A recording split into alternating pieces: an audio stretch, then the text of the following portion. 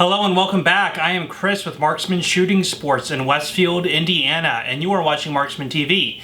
Welcome to my 20,000 subscribers special Q&A. So thank you to all of you who have subscribed to the channel and supported the channel, or to all of you who are customers who come in and see me on a regular basis. I appreciate each and every one of you.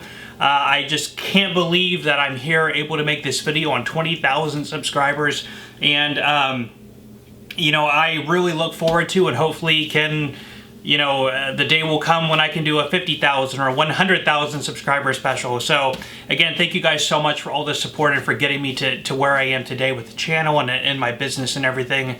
You guys have no idea how much this means to me. And also, Happy New Year's. I'm going to be uploading this video either New Year's Eve or New Year's Day. Actually, it's New Year's Eve right now, so I'm going to probably get this up New Year's Day. But for this video, I've had a lot of people in the comment section of my previous videos. I think I've got about 110 or 120 videos to date. Also, people who have emailed me questions or people who have come in the store and asked me questions. I've sort of taken a list of a few of the most popular ones and paraphrased them and made a Q&A list. So this is going to be kind of like an extended long version of the question of the week on the vlogs, but it's going to be like the questions of the year. So it's just going to be a long video of me answering questions. Now coming up, this is kind of ending, of course, at the end of the year. I am going to do a 2019 State of the Channel video next, which will be coming out in the next few days, and that'll be explaining where the channel will be going from this point forward. So look out for that. But without further ado, I will go ahead and jump into some of the most popular questions I've been getting. So the first one is, what made me want to open a gun store? I get this question all the time for people. A lot of people are just interested, and I know a lot of other people are interested in opening gun stores. So I've answered this question before on a vlog, but it was a vlog I did about a year and a half ago, maybe one of the first ones, so I'll just kind of reiterate it. Long story short, I do have a degree in business administration and marketing from Loyola University in Chicago. When I graduated from college, I came out in the middle of the recession. I had to get a job with a local financial reporting firm, which I'm not going to say the name of that company. I really didn't enjoy it. I worked there for about a year. Really wasn't what I wanted to be into. It was sort of entry level getting into marketing, and during the recession, it was really hard to find good jobs.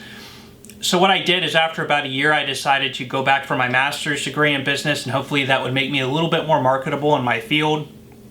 About that time, my dad, who had retired from United Airlines as a CPA and accountant, suggested that instead of putting all that money into another degree, I should consider going into business for myself. Firearms is always something I've been interested in. Specifically the collectibles like World War I, World War II era was really the stuff I was really interested in.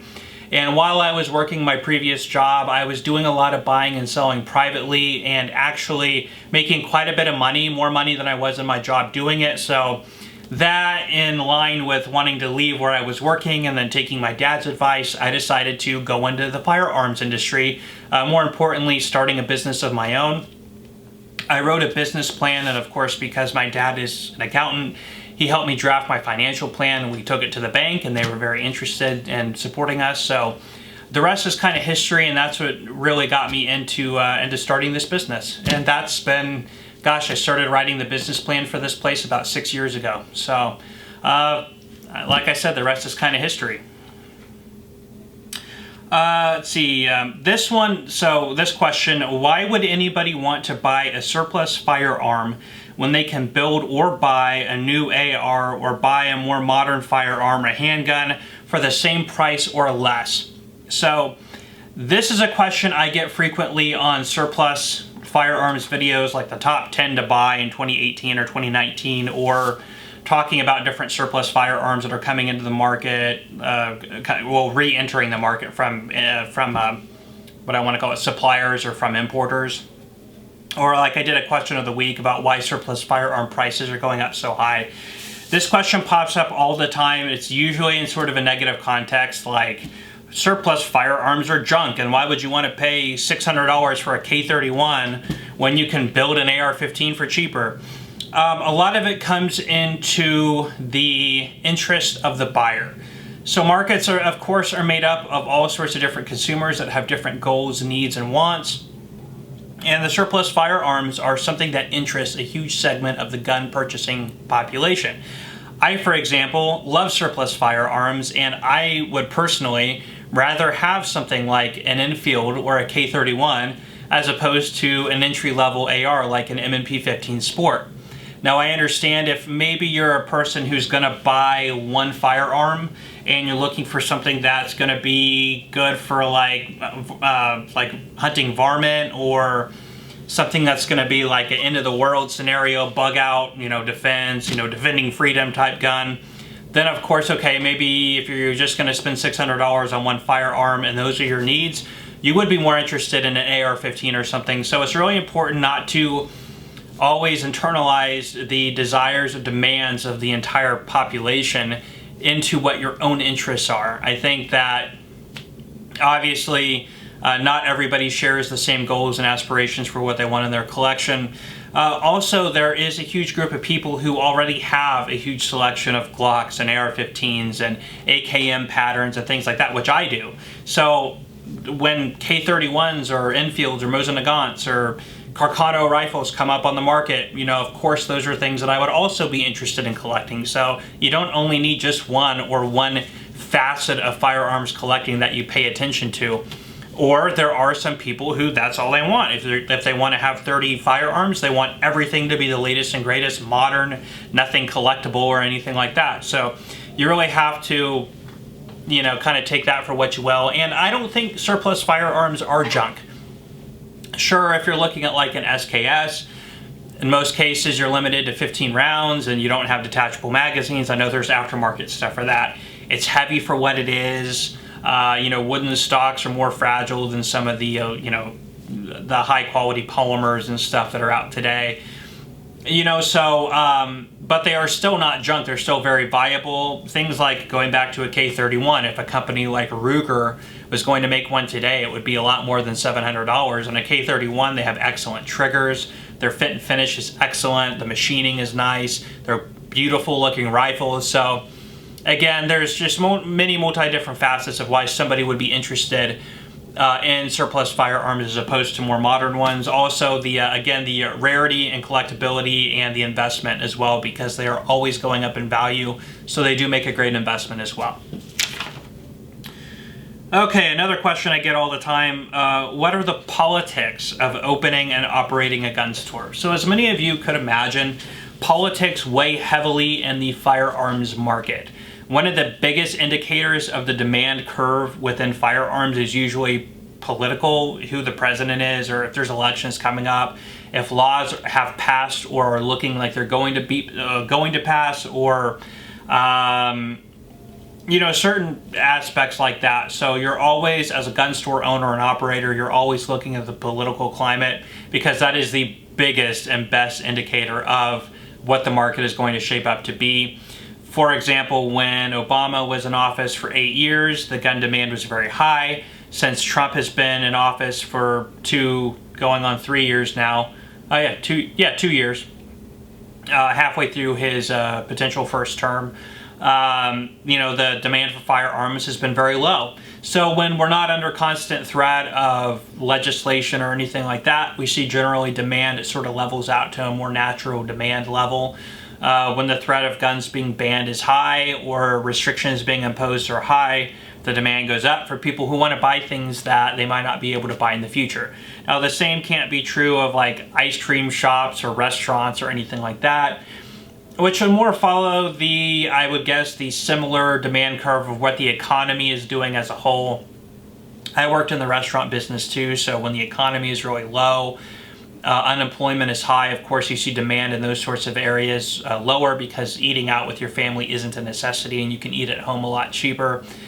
So that you kind of can follow the market to get an idea of where your demand is. And firearms hugely dependent in politics, especially too because in 2008, 2009, right after Obama is elected into office, we saw gun sales increase. But still, that was during the recession when unemployment was still high. So there was a contradiction there. So very interesting.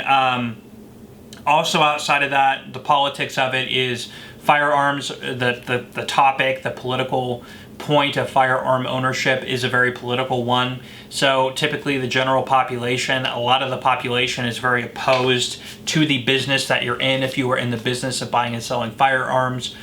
Starting up your business, you can run into some opposition there because you do need to get the praises of people who are maybe in, like, if you're wanting to open a gun store in a particular town, or you need to get a zoning variance for your where you live. If you're zoned residential and you want to get zoned commercial, maybe you have your own plot of land and you're not in like a subdivision under restraints of like an HOA or anything like that.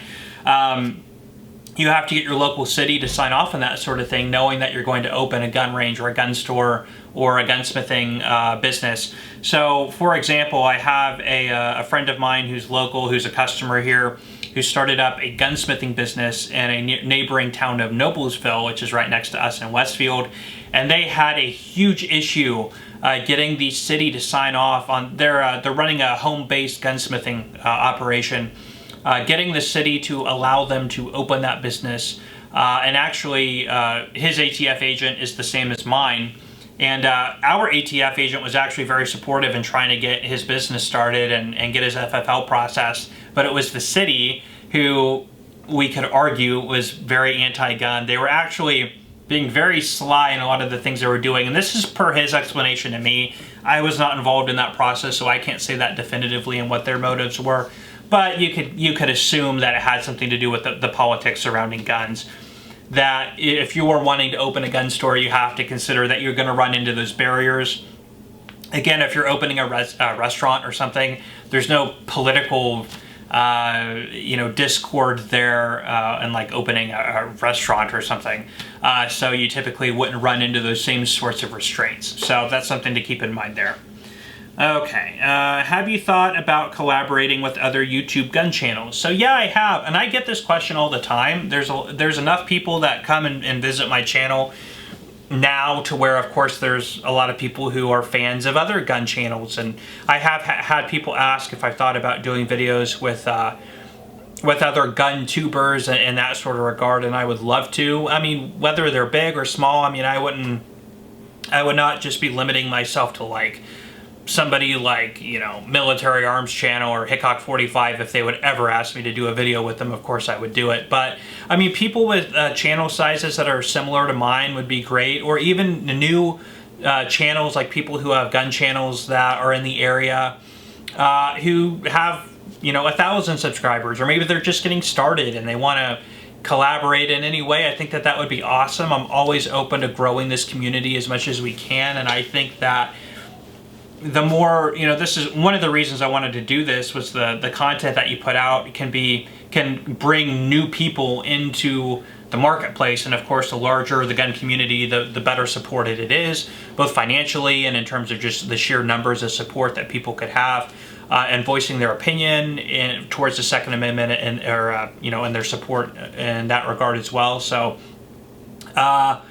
if you're watching, you have a gun channel, big or small, and you ever want to work together, reach out to me and we might be able to make that work out. I have indirectly, like Small Arms Solutions, indirectly I haven't like talked with them about collaborating or anything, but I did just send a Set Me L to them, which they're going to be doing a video on, but I think that they're regarding that as more of I'm just a viewer sending them a gun. It's, again, not really a collaboration in any regard, but I'm still happy to help them out because they're a channel that I really enjoy watching.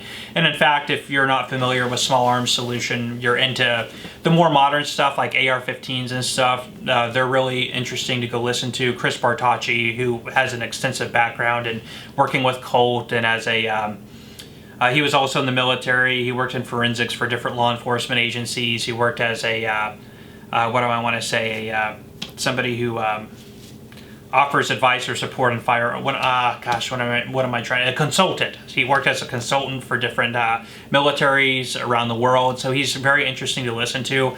My personal interest and what I know the most is about surplus, especially those around World War II and World War I era. So if I'm looking for information on the more modern stuff, I usually pop on over to their channel. Their Q&As that they do live. They do live Q&As maybe once or twice a month, and they're just a lot of fun to drop in on and listen to. And a lot of people ask some pretty cool questions there that I gain a lot of knowledge on. So I'll just kind of leave the answer to that question there. Okay, let's see here. Why don't you do any shooting in your videos? So a lot of the firearm review videos I do are comparisons. And obviously in those videos, if you've watched the channel a lot, I don't shoot those firearms. I just leave them here on the tabletop and I go over comparisons and weight, features, history, if it's like a comparison on something that was like an FAL or an HK91, sort of the history of how they came about. There are a lot of shooting videos on YouTube where people have just set up a camera and show themselves shooting firearms, but there isn't a huge amount of content on YouTube where there is an in-depth dive into the background and the features of the different firearms, especially stacked up against other options. And that's what I like to focus on, are comparisons. I never do just a sort of a holistic, singular perspective of one firearm. It's always in comparison to their closest competitors on the market, whether it's the current market or like the previous market, like two different combating countries and their primary issue firearms, you know, and how they stacked up against one another.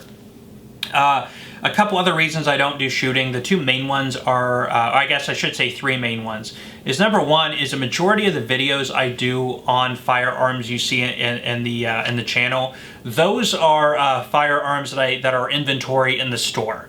And, you know, I'm a business, I still have to sell. Everything I get in, I have to sell and make money on, or I just can't exist. That's just what I'm here for.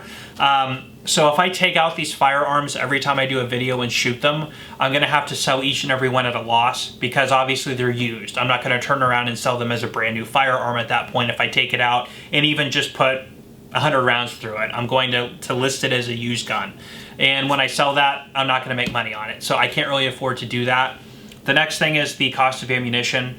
Again, I don't do, I don't have a Patreon or any type of like crowdfunding or anything like that. I don't sell t-shirts.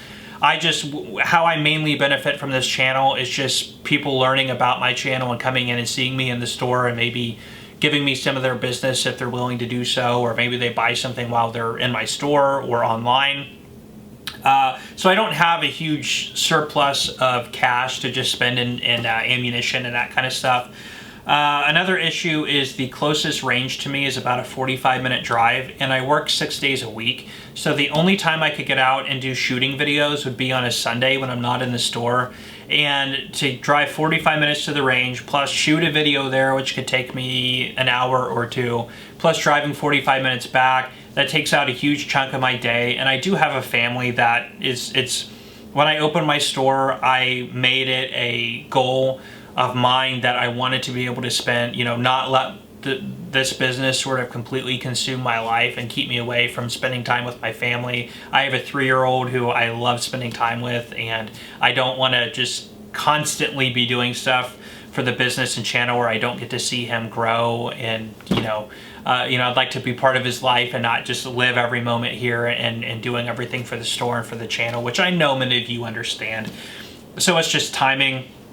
My wife and I live in a subdivision, so when we move, which will probably be in about a year or two, one of the big things I told my wife is I want property that I can shoot on, and when that happens, it would be so much easier for me to do shooting videos, because I could just get home, go out in the backyard, and bring a camera with me, and like Hickok 45 does. And I would love to just add in some shooting footage with the guns I'm reviewing when I can. More and more, a lot of the firearms I'm doing like reviews on and comparisons are actually firearms that belong to me, so I can shoot them without worrying about the value being hurt, because I'm not trying to resell those. So when that happens, and I can't promise you it'll be anytime soon, we'll do more and more of that, but for the time being, expect it's mostly going to be non-firing comparison reviews and that sort of thing. Let's see. Here's one actually I got as a direct email. And by the way, my email address is going to be down in the description. It's also in the About Me section of just the channel information tab. If you have any questions, always feel free to reach out to me. Sending me an email is your best bet, because a lot of times with all the videos up, I get comments almost by the minute across all my videos, and I can't get to all of them. And in fact, YouTube doesn't notify me of every single one. They notify me of like maybe 1 in 20 comments that I get on my videos. So if you send me a direct email, you have a better chance of either getting a direct response from me, or I will, add your question to a Q&A that I might start doing more often. So this question was somebody wanting to open a gun store, and how do they get set up with distributors and find the ones with the best pricing. So distributors are pretty easy to find. You can just go on Google and type in like firearms wholesalers. The big ones are like Lipsy's, Davidson's, RSR, Xander, I think Sport South. Gosh, Orion. There's a lot of them out there. In terms of pricing, you're going to find that most of the distributors, the pricing is going to be very similar across a new inventory. If there's a difference, it's going to be $10 or less. So you're better off finding 2 or 3 distributors that you like the sales rep, you like working with them, and giving them a lot of your business, because the more business you do with the distributor, the better your relationship. You're a little bit further up on allocation lists, and that's more like really hard to get firearms like sub 2000s and I don't know, SIG 365s and stuff like that. They are more likely to call you when they get that stuff in, instead of the other guys who spend less money. They're probably not likely going to call them as quickly. So it's kind of a trickle-down effect as I understand it. So it's also good to kind of not have the strategy of having like 10 distributors that you do a little bit of business with each one, if you're looking for those sorts of things. I've gotten questions about, well, these distributors seem to have terrible pricing. You're thinking that because you know what guns sell for retail, and then you're looking at the wholesale price and you're realizing, wow, I literally can make like $30 on a $500 gun. Yep, that's how it is. The prices, you could argue, the wholesale prices aren't bad. I guess you could just say that competition's gotten so high that retail has to be so low. 20, 30 years ago, you look at the MSRP, that was what most gun stores charged, was MSRP. Now, with all the competition online and locally, everybody's cut their prices down to just like 5, 6, 7, 8% over cost. And that's normal. Some ways you can get those prices down are by like, a lot of the retailers will offer programs around SHOT Show, or they'll do big things. It's like buy 20, you'll get $20 knocked off the price of each unit, which isn't a lot, but there are ways that you can get the overhead or the cost of those items down. But by and large, new inventory, you're gonna expect really low margin. So just find some distributors, talk to the sales reps, pick the ones who you like, who ship quickly, who contact you frequently. I found the ones that I like to do a lot of business with. I think maybe a couple of them actually even watch my YouTube channel. So you know who you are. Thank you guys so much for helping support me and contacting me as much as you do and all that. So great to work with you guys. Okay, and then I'm just going to end it with this one. So where do you get your surplus firearms? I get this question all the time. This is one I cannot really answer because I have it's sort of like an ace up my sleeve, if you will. It's I have different ways I go about getting surplus inventory, whether it's firearms or bayonets or slings or anything like that. I've worked with importers directly. That's one way, but that's the most obvious way that people get surplus inventory. But more importantly, I've developed relationships with groups of people who what they do as their business model is they buy things like shipping containers at auctions and stuff like that might have a bunch of random stuff in it. And that's usually like surplus, like slings and bayonets and stuff like that. Also, people who will go to estate sales and estate auctions and they'll buy collections. We have gained quite a bit of a reputation of dealing in surplus, so I also have a lot of private people who have collections who come to me with their collections. I bought a ton of M1 Garands that way, we will make, of course, what I think are very competitive offers because we know what they have. If somebody's got very valuable stuff, I know it and I like to be fair. That's how I build my reputation. I'm not out here to screw anyone, and I'll let people know what they have, what the retail value is, and then make my offer accordingly, and they can take it or leave it. That's fine. So by the way, if you have a collection you're looking to sell, even if you just want information on it, I get calls all the time about surplus stuff that people have that they just want to know a little bit about. As long as I'm not busy, because I can get really busy, I will try and answer those questions, or you can email those questions to me. It's gotten to the point where it's like at least once or twice a week, people email me pictures of something they inherited and they just want to know a little bit about it. Again, in that World War I, World War II genre, specifically German, American, Japanese, that type of stuff, that's what I'm really interested in. So I've read every book and watched every video that I can on that kind of stuff because I just love it. I'm passionate about it. So I can try and share that information with you.